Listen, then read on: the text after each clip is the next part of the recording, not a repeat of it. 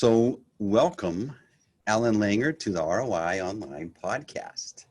Thank you, Steve. I'm really excited to be here. So I learned about you. I was listening to a podcast that Donna Miller was running, and that's where I learned about you. I listened to that interview. And of course, I went and bought your book and listened to it. I really enjoyed it, and I think we connected a lot on it, some other areas, because recently I published a book as well, and I addressed some of the topics, not as in-depth as you do, but I think there are things that need to be discussed. And so when I'm doing my research, and this is why everyone needs to know about you, is that this is not the 7 secrets to selling more by selling less is not the first book you've ever written. Actually, the first book you wrote was a story about dogs taking over the world. That is correct. And it was on yellow loose leaf paper. Yeah, when I was writing has always been my happy place. I call it what makes my heart sing. I like to ask my kids that, and when I'm coaching people, I'm like, what makes your heart sing? Is this something you really enjoy doing? And writing has always been that way. And the very first story I put on paper was this about dogs attacking the world. And my mother, God bless her and rest her soul, everything I wrote was wonderful. Like, oh my God, this is amazing. And it was like, I still have it actually. It's in my file, and it's hilarious about, all I wrote, because I think I was a 12-year-old boy, and all I'm writing about is dogs ripping arms out of sockets and blood and guts and everything. It was hilarious. So yes, that was my first official story. So are you a cat person? Is that what's going on? I'm a horror person. I'm a huge Stephen King fan, my favorite author ever. I've written, I don't know, probably 100 short stories, and I would say 80 of them have something to do with horror or death or suspense or something like that. I like eliciting emotion from people, and horror is a good way to do that. Well, that's a great segue to go in and talk about sales, because most people would rather poke themselves in the eye than talk to a salesperson or actually call themselves a salesperson. Mm-hmm. And you talk about that a little bit. That your book, The 7 Secrets to Selling More by Selling Less, comes from a place where you were like, everybody hates salespeople, and you wanted to right this wrong. Exactly. As I went through my career and pretty much worked for like 3 main companies in my close to 30 years, and every one of those companies, and then have subsequently learned that majority of companies, they have the sales pitch that they train, the people that they onboard, which is understandable. You need a training process. You need some sort of process, but the process was never about helping a customer or listening to a customer. The process was always about making a sale. And consequently, over the last 100 years, people hate meeting with salespeople because it's all about the salesperson. It's all about, let me make the sale, and let me, they're feeling like they're getting ripped off, the classic car salesman, used car salesman persona. And I started to think like, that's the problem here. I go into a home or I go to meet someone, they don't want to meet with me to begin with. They're meeting with me because they actually have a problem to solve, but they're like, they're dreading it. And that should not be the reason. A salesperson should be someone, if you have a problem, I'd be excited to meet with someone who's going to solve it. Mm-hmm. But I'm like everyone else. I'm like, I got to meet with a sales rep. Is he actually going to listen to my problem? Is he actually going to solve it and charge me a fair price for it? Or am I going to get ripped off? So that's what that was the genesis of the book. Like, how do I change this? And that's how I started changing my sales approach as well, is not selling. Forget about the sale. I never worried about the sale anymore. I always worried about, am I going to help the customer solve the problem? Which doesn't sound like rocket science, but it's amazing how many reps don't do that.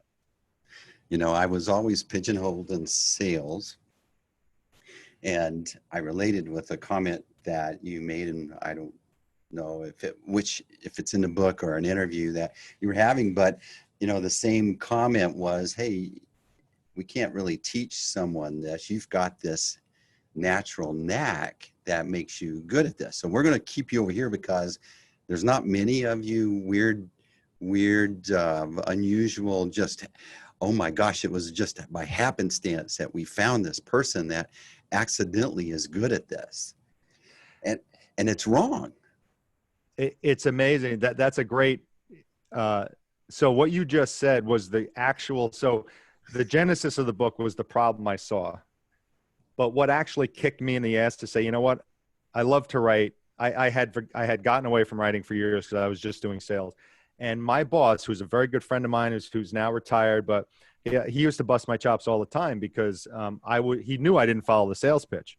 Mm-hmm. And I remember one day in the office, we're chatting, and three of the new guys that were there, they were this was at Anderson Windows. They were closing like 20%. It was just pathetic. You know, if you have a pulse, you should, sell 2 out of the 10 people you meet. So I said to him, let me run with these guys. Let me help them. And he looked at me and says, no. I don't want you to go with them. You're going to mess them up. And I said, mess them up? They're closing 20%. How much worse can they get? And he's like, no, they have to hone the sales process. He goes, what you do is not trainable. That's what he said to me. Mm-hmm. And that's what I'm like, you know what? I took it as a challenge. I'm like, you know what? I think what I do is trainable. Let me figure out how I can get it down into a book. And that's how that's really, I always call him, and when we chat, I'm like, thanks for giving me that kick of the ass to start this book. So that was it, because he told me what I did was not trainable, and I didn't agree with him. So I think that here's my read is that all companies need some deliberate process to do well in the sales conversation, or at least the stage where someone has gone from evaluation of you as a potential solution to what would this look like in my scenario for my, my solution. And so the dilemma is for these business owners is how do I put a system in place here like we have in collections? Or how do we put a system in place like we have in producing the product or the service or whatever? And they're like, I think it's something that they almost don't give themselves the permission to actually believe there is a way to do well in that area. Would you agree? I agree. And here's the problem, not the problem. Here's where they trip up. Most companies trip up is they have their systems in place for payroll and accounting. And like you said, all of that stuff. And those are system processing. They don't involve human beings. The human beings are running it, but the systems actually do the numbers. Right. You have human beings talking to human beings in sales. Yeah. So it doesn't follow a formula. No. So that's where the book comes in, or that's where my philosophies come in, because all of my strategies, or I hate to call them techniques because it sounds too salesy, right, but all of the things I talk about, all the secrets, are based on human behavior. This is how human beings react when you do this. This is how human beings react when you act this way, or when they're sitting a certain way in body language. And it's just stuff to make salespeople aware of what's happening in front of them and how to make a customer feel better based on how their mind works. And it's not manipulation. It's not unethical. It's like, if my mind works a certain way and I'm going to feel better because you told me that Tony on the block over bought windows, that's just my natural way of feeling better. I'm like, oh, great. I feel much better buying windows from you because my neighbor a block away bought windows. And here's the sales rep talking about Joe in Topeka, Kansas, who bought windows. Well, I have no relation to Joe. I could give a crap about Joe.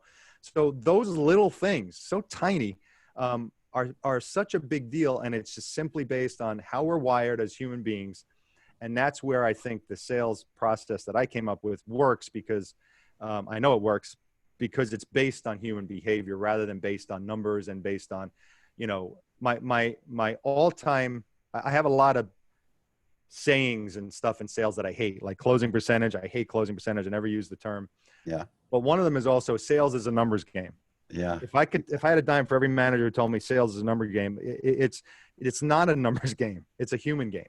Well, so that's where I want to deconstruct that statement. Yep. So it's sales is a numbers game, or let's just rephrase it. Burn through the emotions and don't care about most of those people until you find one you get to trick into buying our stuff. 1000%. It's just like, don't care about the customer, care about your numbers. Yes. I did a blog saying sales is not about your numbers, and all sales are based on numbers, forgetting about the human component of it. And you're so right, because if your mindset is, all right, I have to meet, like, I'll sit down with a lot of the small business owners. Like, here's a great example. I was doing some coaching with this gentleman who was doing sales for, what do you call it? Like a disaster remedy company. They go in, and if you have flood, Disaster restoration. Yeah. Disaster restoration. Yeah. And their business model, their sales model, was walking into insurance agencies, for the most part, and property management companies, cold calling, walking into a door, leaving a calendar for the Patriots, and walking out. That was their sales philosophy. And he was considered successful if he visited 80 businesses a week. That's all it was. And I was like, well, what about well, that's secondary to them. They want customers, but they want me to visit 80 people a week. I'm like, 80 a week? Just walk in and hand a calendar and introduce yourself. And how many times do you get to talk to the owner? He's like, oh, 2% of the time. So it's right. If your philosophy is based on numbers, you're just going to be a mediocre company and a mediocre salesperson. And you're going to be a salesperson that nobody likes. And you're probably going to feel not great about yourself either, because you're selling not from a heartfelt standpoint, you're selling from a number standpoint. So that statement that we deconstructed, the other one is quotas. So here's where my journey started, was the argument about cold calls and quotas. And I believe that quotas are exactly what's wrong with the sales world as it is, because all a quota does is put me immediately at odds with you, because if all I'm focused on is making my quota, then I don't care if it's right, if this solution's right for you and what it's going to do and impact or serve you or not serve you. I don't care, because I got to make my quota. So let's just get the paper signed, and I need to move on to the next victim. Exactly. And again, that puts people in a selfish mode, a selfish personality, where they're forgetting about the customer in front of them. And what's ironic about the whole thing is, I tell people quite often, and they don't understand the statement, but I'm like, you're actually going to sell more when you don't worry about the sale. Yeah. If you walk into an appointment and tell yourself beforehand, I'm not here to sell this customer, I'm just here to help them, whether they buy or not. If they have a problem and I don't even need to make a sale, that's another thing. It's like, you can actually do the right thing. You can sell with integrity and do the right thing and not sell a product. That will come back to you in spades, rather than trying to sell something to someone who doesn't need it, or worse, can't afford it. So let's assume you're an enlightened salesperson and you innately get this, right? Yeah. Well, what you're doing is this is me. I struggled with finding the company where I could flourish, and that didn't try to get me off. Well, Steve, you're not making enough cold calls. You need to make more cold calls. But I'm hitting my number. Yeah, but you're how many cold calls did you do today? And so it's like, you need to go barge in, interrupt that person, no matter, and they're in the middle of firing someone. Maybe their wife just called them and wants a divorce, or they just learned that they can't collect on a big account or something, and you're going to go in and insist that they talk to you right there without an appointment and be all fascinated with what you've got to sell them. Okay? That is the ultimate in rudeness, in self-centeredness, in not even being a good citizen of your community. It is offensive, and that person is socially punished if you act that way in a backyard party. If you right, you wouldn't. You're 100% right. Would you act the same way socially to a stranger at a backyard party than you would in a sales situation? The answer is no. No, but those trying to, they're not enlightened. So I've started to recognize that most people that own companies, they're trying to just check that box off in the sales management. And so they'll just go, okay, what? I'm okay. Quotas is what I'm supposed to, and how cold calls. Okay, there are two things I can try to control this area. I have no clue, nor do I really care because I don't want to be called a salesperson. Why did I even start this company? Because I don't want to be a salesperson. But guess what? I have to bring these people along as if they have leprosy or something, and we have to include them because they got to go out and infect people and bring something to us so we can have something to pay our bills with. But all I know to control it is you have to do these cold calls and you have to make a quota. That's the only thing I know to control. I died in environments like that. Those were like the most acrimonious, unfulfilling, disappointing places to work for. When we had all this cool opportunity, had they just backed off a little bit and let's just treat people like humans, not quotas. Well, the other thing you're touching on here is, and this is, a little sneak preview. I got another book brewing in my head, and it's going to be on the other side of this is, stop hating yourself because you're a salesperson. Stop Right. feeling, like so many salespeople they're not proud to say, yeah, I'm a salesperson. They're like, what do you do for a living? Oh, I work for Joe Incorporated. They don't say I sell for Joe Incorporated because the perception is, oh God, you're a salesperson. Ooh, get away from me. Mm-hmm. So there's that as well. It's like people struggle with the fact that they're selling because it has such an awful perception to it, and perception is reality, really, because there's a reason for the stereotype of a salesperson because it's happened for years. And I talk to a lot of people and I'm like, why are you a salesperson?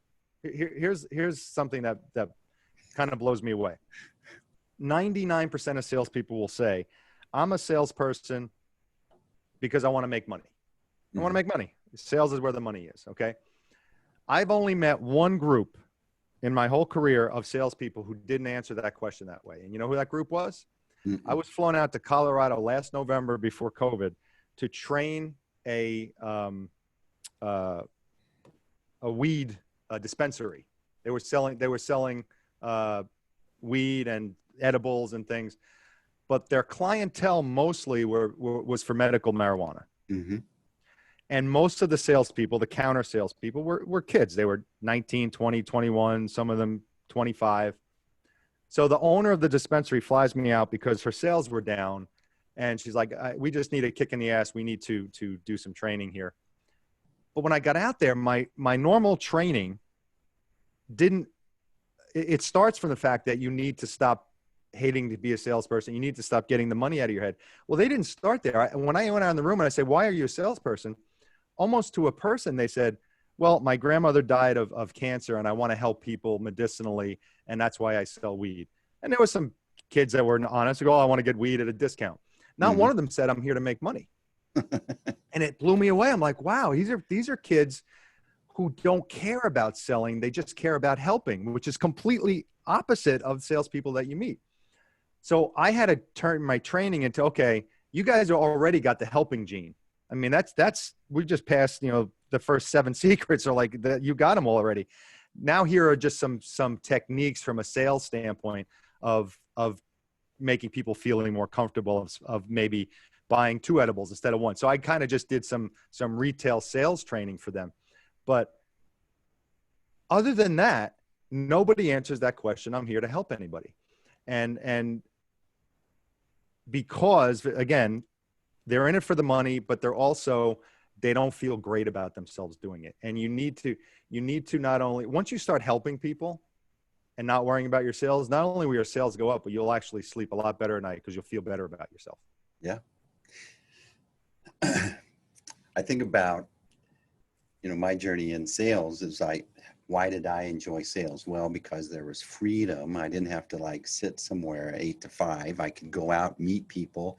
There was an aspect of that my pay would be impacted by my performance. Mm-hmm. But I enjoyed, it was like something that no one else wanted to do. And then there was like the superpower that you got from from other people that admired that you could actually go in and talk to someone and discuss a solution and sign them up. And I liked that, and I think I was always disappointed when the organization didn't kind of set up the parameters where it did not incentivize unlimited performance, in that the more you do, the more you make, or that was always like a disconnect. And it would be disappointing when I'd have to leave one organization and go to another and start all over. And it just bothered me. And you and I are now connected because of StoryBrand. You're a StoryBrand guide as well as we are now. And the thing that appealed to me about StoryBrand was a way to start to formulate your communications based on honoring the rules our brain desires to consume information. That's what appealed to me so much about StoryBrand, was like this easy framework to quickly, succinctly upgrade our communication process. And in the sales process, that applies as well.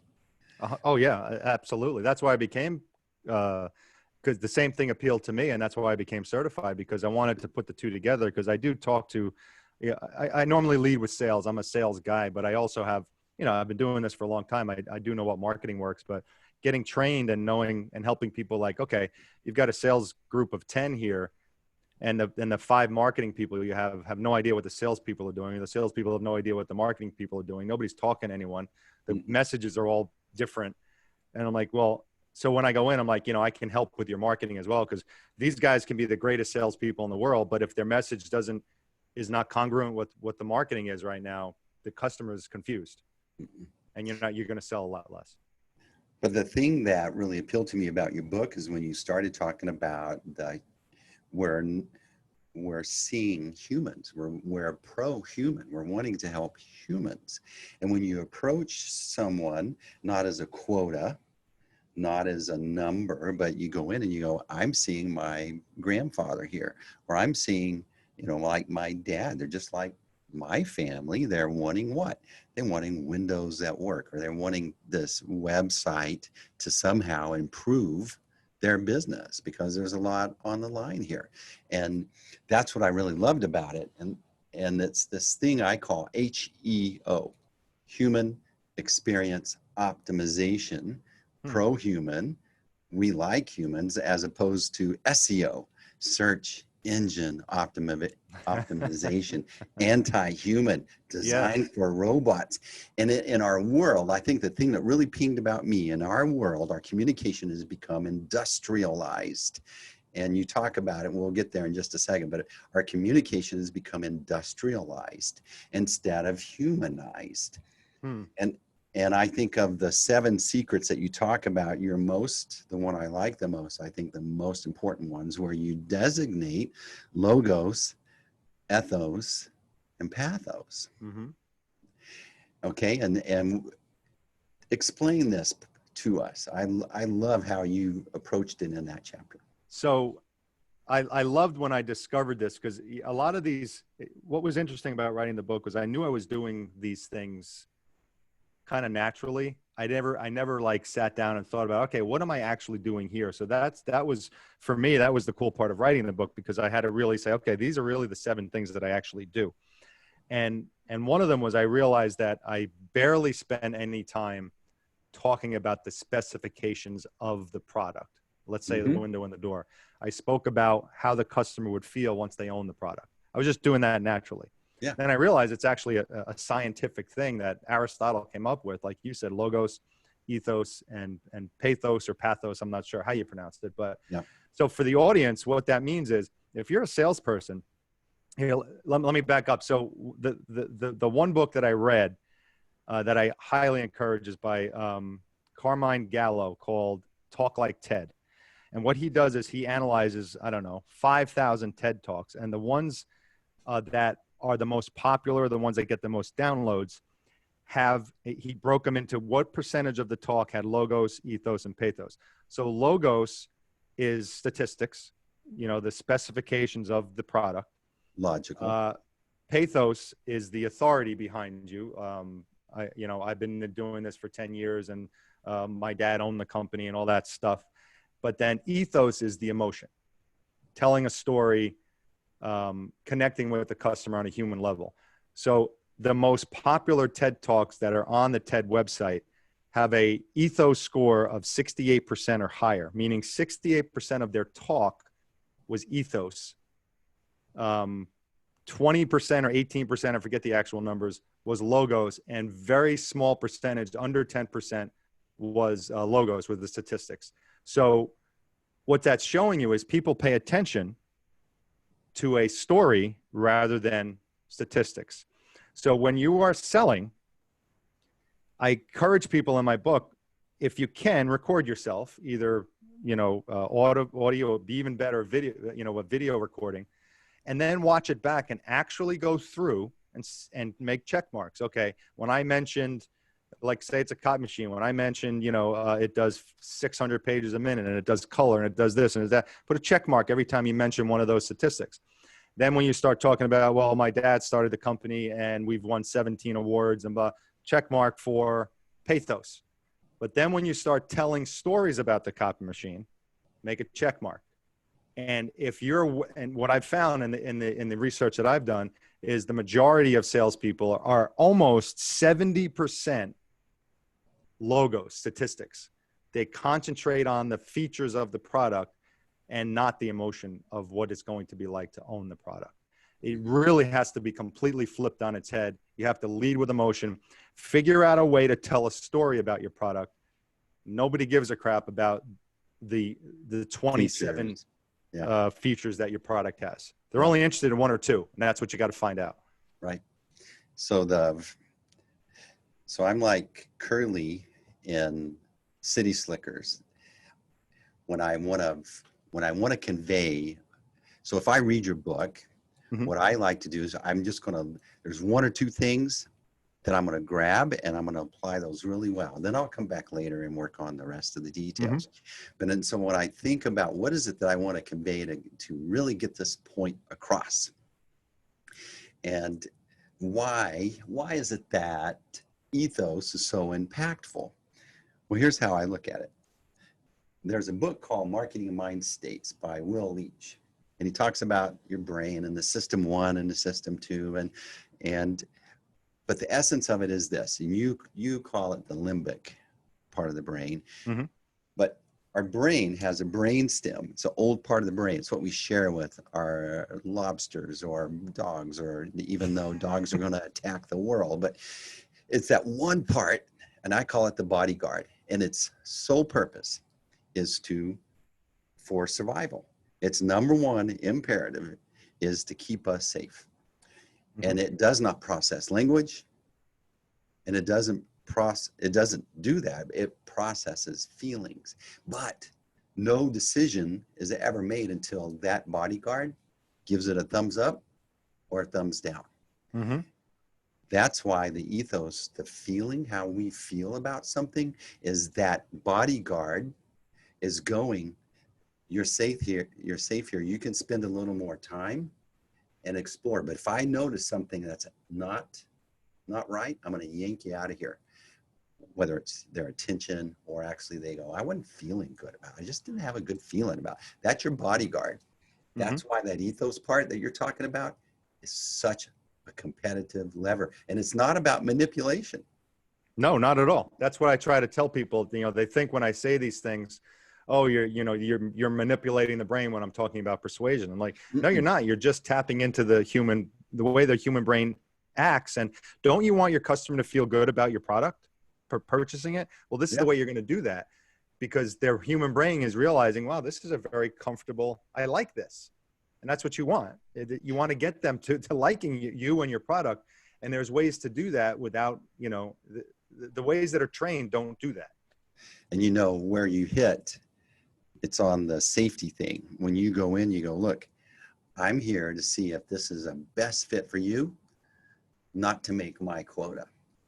And you just said, you're safe, and I'm going to be ethical, and I'm just going to tell you, you know what? This may not be the best fit for you, but we got to have a conversation. Right. to discover that.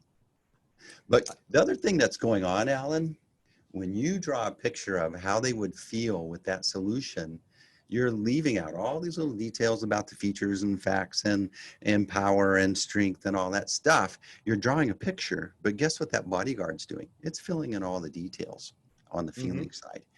And it believes what it draws. Right. Oh, and yeah. And it's very critical about what details you talk about, because it's going to check every detail and make sure that they still safe. Yeah. And you know, when I was selling day to day, the best comment or the best, you know, I was big on body language. I have a whole chapter about body language. And when someone would say to me, you know, I really, I feel comfortable with you. I really like you.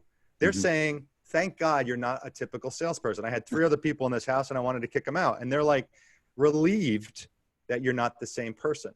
And selling the same product, or maybe the product's better, maybe it's not, but you're making them feel comfortable because you're actually tapping into their emotion and not just shoving a feature dump down their throat. Let me tell you, I'll tell you the story that I use, or the example I use in the book, because you read it, but it's really a good one. So in my window selling days, I mean, you can talk for 2 hours on technical details of windows and doors. It's could be nauseating. And a lot of reps do that. They go through A, B, C, D sales pitch. So if I'm in front of a window and there's a lady saying my window's drafty, I could tell her, well, the reason why it's drafty is because the actual energy passing through the glass is caused by the influx of heat from the outside and the solar index. And then in the wintertime, there's convection and you can go all through all that and her eyes will glass over. And then you would end saying, but when I put my double pane insulated, you know, thermally treated glass with butyl and argon gas, you're going to be much warmer. Gone. I lost them on thermal glass. I would take that same exact scenario and say, you know, Mrs. Smith, you see this window here? The reason why it's drafty is because you have about 45 little pinhole size holes that are letting air in. And if I put all those 45 holes together, it's going to make the size of an iPhone. And then I would put my phone on the wall and say, so basically you have an iPhone size hole in your wall, letting air in your house 365 days a year. We can fill that in. Well, guess what made her feel a lot better? And she understood exactly. I didn't say one thing about glass or anything. I just painted a picture that she has a hole in her wall 365 days a year. And same exact, you want to sell the same exact product. She's buying the one with the hole in the wall. The other one is kicking me out of the house. Totally. Which one of those the 7 secrets, which one is your favorite? Oh, I get that question all the time. I think it changes by the week. Which one do you hate? Which one do you hate the most? Which one do you struggle with? I don't think I struggle with any of them. I love the pricing. That's the one you heard on the Donald Miller podcast, because pricing is so psychological. It's like in-depth psychology. You know, people think that's the other thing is pricing is almost an afterthought in companies. Like they'll let the bean counters or the software figure out, okay, this is the price it should be. This is, you know, you times this by 2.7, and this is going to give us our profit margin to pay the commission and to pay our rent and to do all this. It's got to be sold at this particular price. They don't know. So, and that price comes out to $765.31. Okay, great. But that price, companies don't realize, psychologically doesn't do anything for the customer. The numbers have an effect on a person's brain. And there are so many things you can do psychologically to position pricing better. Why in a retail environment do you see everything end in a 9? You know, it's because $9.99 looks and feels psychologically better than $10. It's not because you're saving a penny. It's because it looks and feels better. So pricing is really one of my favorite ones. Body language is another one I really get into. I kind of geek out on body language because, again, in all the sales trainings I've done and seen and all the millions of sales books that are out there, there's a lot of body language books out there, not a lot of body language books talking about sales, which surprised me. So that's another thing. You know, it's amazing how many reps do not pay attention to body language. They just plow through what they're saying, completely ignoring what's happening in front of them and going through their sales pitch. So I would say body language and pricing are my favorite too. Yeah, when that salesperson's just plowing through, if you think about where they are in their life cycle of maturity in their profession, Hmm. if they're just plowing through as fast as they can, they haven't come to the point where they realize, hey, I need to back up here and instead of just going through the emotions, where can I improve? They haven't confronted that yet, or maybe it hasn't the conceptually hasn't clicked, or the light bulb hasn't gone on at that time. Where do you think your book really scratches the itch when the life cycle of a professional that actually calls themselves a salesperson or wants to be a really good salesperson? Well, I think my book can fit in any life cycle, because I actually think if you're young and you're just starting and you just learn the sales process, reading my book will really help you, because you'll have the process in your brain. You'll know that you have the product knowledge. You'll have what the company wants you to do, but then the book will help you with the human element of that as you're starting out. But also, if you've been in sales a while and you're kind of just on cruise control and you're okay, I make a decent living. I don't make, I make good money. I don't make great money. I'm like, it's just, if sales has become a job for you, I think my book will help you get out of that if you wanted to. Or I meet salespersons say, listen, I'm in the top 50 in my country, in my company, but I want to be in the top 10. And I'm hoping your book will help me do that, or your training will help me do that. So I think it's designed because there's no spot that I made the book fit better in your life cycle. It just helps salespeople become better human beings who just happen to sell. I agree. I think there was a point in mine where I started to view, look, even though I have a job with this company as a salesperson, I started to look at what I did as a business. So what would I do if I was running this as a business? Well, I would invest certain things. I would apply a little system. So when they say, well, I'm busy right now, come back in 2 weeks, I would put a little tickler and I'd show back up in 2 weeks. Mm-hmm. And, it wasn't a no, but it was like, here, I want to test you to see if you're even paying attention or if you really are committed. So I just implement it. And I started to look at it as, well, I have some autonomy here. I can run this as a business. I can read books. I can get better. I can color outside of the lines. I can test the script, so to speak. But I was like, I didn't want to hear a script. Don't try to teach me a script. It feels wrong to me, and it feels wrong to the person I'm telling to. Now, I need some guidance, and I need to kind of understand.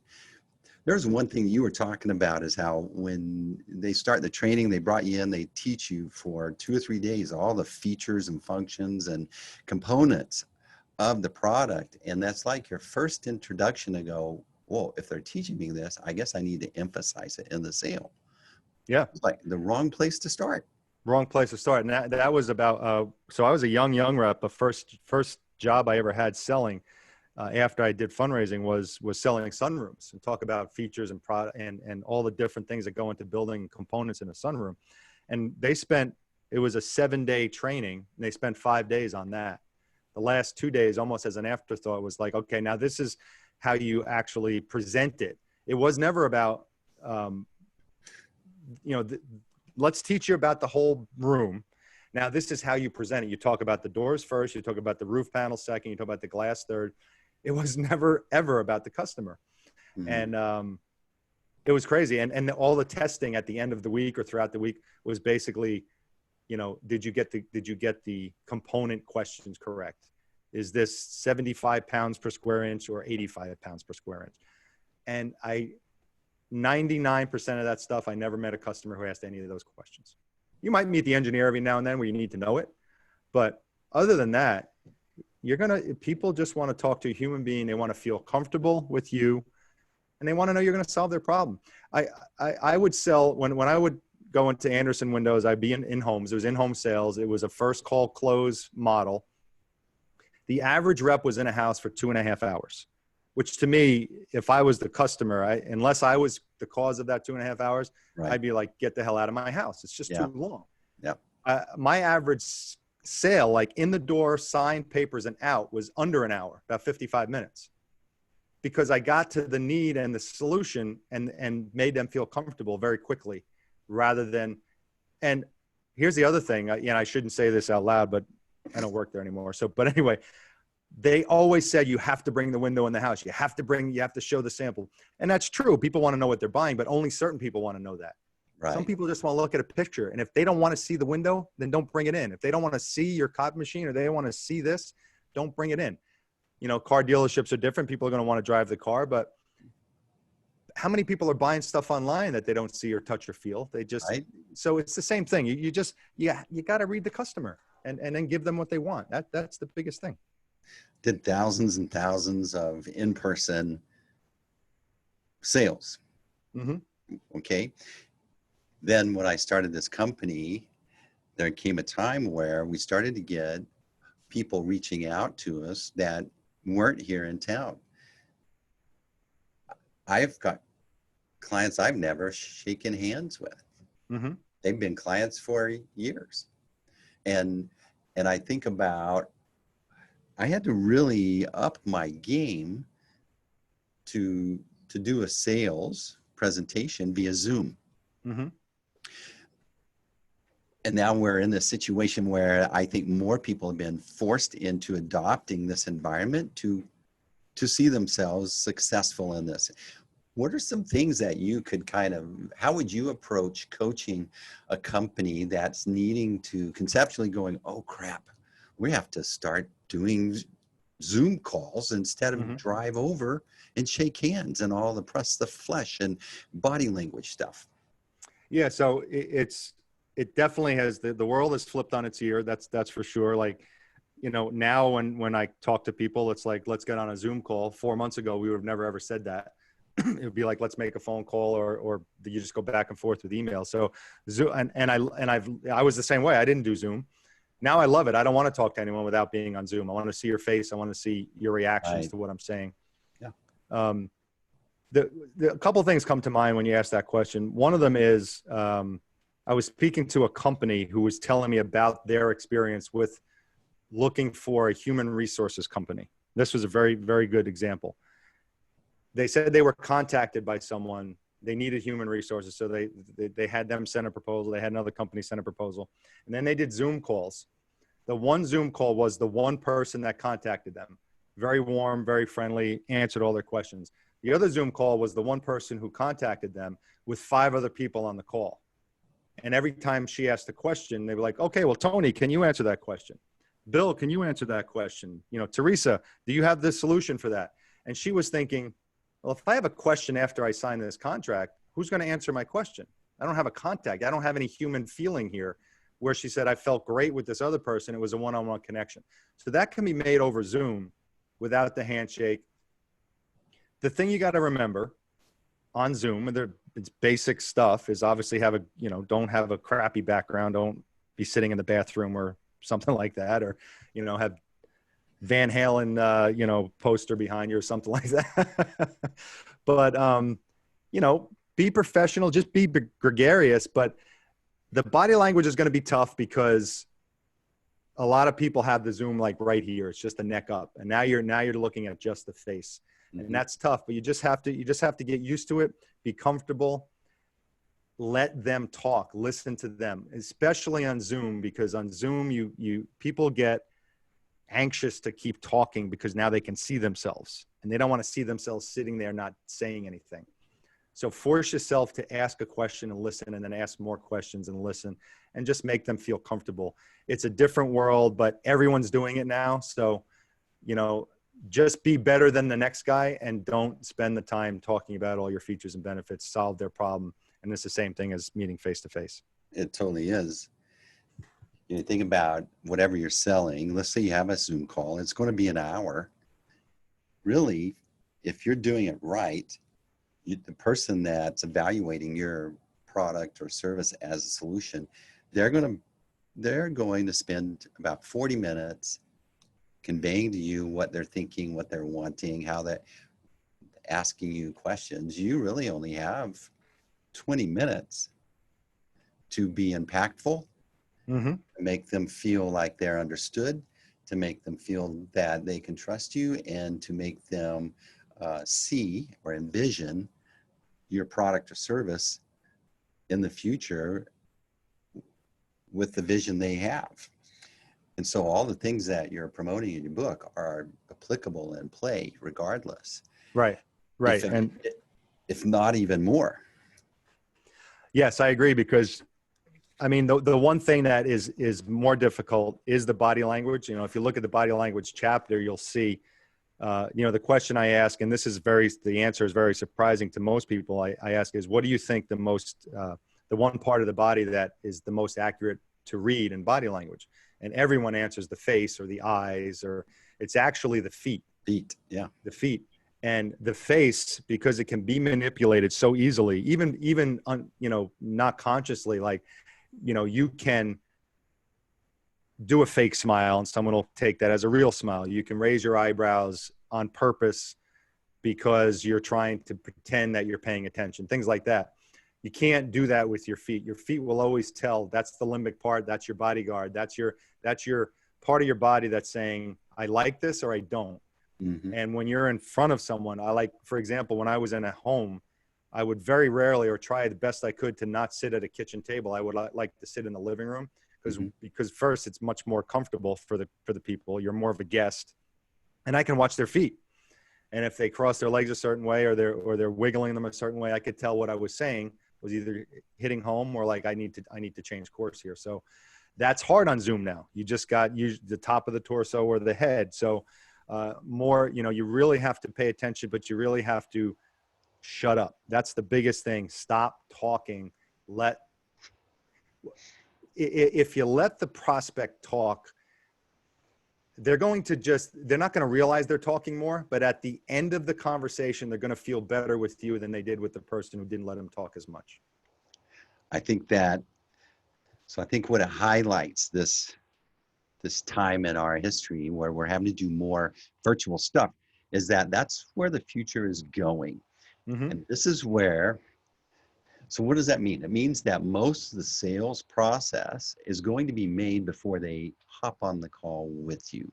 That means they're going to go evaluate your platform. They're going to read through your products. They're going to look at testimonials. They're going to get a feeling, and they're going to put you made the short list. Mm-hmm. Okay. That's where marketing and sales can be even more impactful and give you a competitive advantage by getting your act together over there. And then when they show up, here's the piece that the Zoom call needs to be. Everything in that experience on that Zoom call needs to be congruent with the experience they had when they were at a distance evaluating that. And that's where Zoom can be like this. You can do it right there. You can walk them through, make sure you're making them feel just like they felt when they're evaluating your products. But once something is a little off, then it's disconnected from that then it's like it shuts them down and they back up. You can tell there's another layer of communication going on in Zoom that you can observe, but the opportunity to take care of all the stuff that you were talking about, sitting at the couch and watching the feed, you need to take care of in that pre-setup with your marketing. That's why it's so important. Well, you make such a brilliant point, because you're right. So many people now they've done their homework, and if you've made it to the point where you're getting in front of them, they're just going to have questions at that point, and they're basically saying to you, tell me why I should hire you. You made it here. I like what I saw. Why should I hire you now? Or these are the questions. And if you actually start your sales presentation say, hey, I'm not here to sell you anything today. What questions do you have for me about what you've seen? Yeah. They're going to be blown away. They're like, oh, they won't even be prepared for it, because every salesperson is going to be saying, okay, well, this is what we do. Let me show you a demo. All of a sudden they're sharing the screen and you haven't asked any of your questions yet. And they're plowing through. If you just sit back and say, I really appreciate the opportunity. So you must have looked this up. I'm assuming you like everything. What questions do you have? Mm-hmm. And boom, right away, you're head and shoulders above everyone else. But you're right about the research everyone is doing now, and this is in the book as well, is a defense mechanism to the sales presentation. because they want to be prepared rather than, they don't want to feel like they're being ripped off. So they're prepared. Like, I have all this information. I don't need to hear the sales pitch. That's psychologically why a lot of people are doing this. Yeah. Like, you go to a car dealership now, people are designing their cars online because they don't want to talk to the salesman. They walk in like, here's the car I want. I mean, I'd love to be a car salesman today. I mean, that's what people are doing. That's what you want. Okay. When do you want it delivered? Yeah. So it's a different world. And if you adapt to it properly, you know, you'll be successful, but you got to tap into the human brain and how it works. So Allan, go ahead. I'm sorry, I cut you off. No, and just stop being that sales robot, the Faz rat that I have in my book. You can't be the sales robot. So exactly. Robot's bad. Robot is bad. Yes. Human's good. Be a well, human. there's it says online, I am not a robot. You got to click that when you fill out a form. Keep that in mind. You're not a robot. That's excellent. So Allan, so if a team wants to hire you to help elevate their performance and their connection with their potential clients or even existing customers, how do they find you? How do they engage you? So I make it pretty easy. Just go to my website and you can fill out anything there or find anything there. So it's allanger.com. So it's AL and then LANGER.com. You can fill out a form. It has some questions there. Just, if you need help with it, sends me an email. You can check out my book. You can check out my podcast, which Steve is going to be on, which I'm very excited about. So I'm on his podcast. He's going to be on mine. And you can go there, and I'm on LinkedIn, Allan Langer on LinkedIn. It's ALLAN. I really get a kick, not I get a kick. I just really enjoy helping people. I really enjoy when I go into an organization and they're closing. Here's a great example. I'll end with this. So a friend of mine who I met, so I wrote my entire book in a coffee shop in East Greenwich, Rhode Island, every morning. And I met so many great people over the 5 months. One of them was an owner of a, solar dealership. They sold solar panels. Young guy, just started the company with his partner. They had 2 salespeople. That's when I met him. And we became friends, and I made him, he was one of my beta readers for the book. So he read the book and he dog-eared it. He thought it was the greatest book ever. So he actually left a quote and a really nice testimonial. So fast forward a year later, he now has 9 salespeople and he's doing pretty well. But he calls me one day. This is before COVID. And he's like, I need your help. He goes, my salespeople are closing 23%. He goes, that's okay. It's keeping me afloat, but it's not where we want to be. They're closing 23%. So I went in, I spoke to them for about 4 hours. I did a 4-hour presentation. And really the one thing I changed was their mindset. And changing the mindset will automatically change how you sell. Mm-hmm. And the mindset was, like we spoke about earlier, go in to help people, don't sell them. Right. And I made them change their philosophy or their terminology. And this is in the book as well. Stop calling it the closing percentage. What's my closing percentage? Call it, what's my helping percentage? How many people did I help this week rather than how many people did I close? So he actually made it mandatory in his company to use the word helping percentage, never close. They're not allowed to say the word close anymore. So he would get texts the next week saying, hey, I helped Mrs. Johnson today rather than I closed Mrs. Johnson. And 3 weeks later, they were closing 48% just by changing their mindset. Same leads, same everything, same marketing, just by changing their mindset. So it does work. And, hopefully I can help whoever's listening as well. I love that. That's a great example of a leader in an organization adopting the proper culture around sales, and then their salespeople are able to actually help people and perform better. It feels right. It is right. And they felt better selling. They're like, I'm really helping people save money on their electric bill. That was, I'm actually helping, rather than, I made $1,500 today. Mm-hmm. You made $1,500. That's great. But if that's secondary, if the helping part is the primary, you'll just be You'll just be a much more successful salesperson, and you'll be happier in your life, guaranteed. Excellent. You've been a great guest, Allan. This has been a fun conversation. I love talking about sales. There's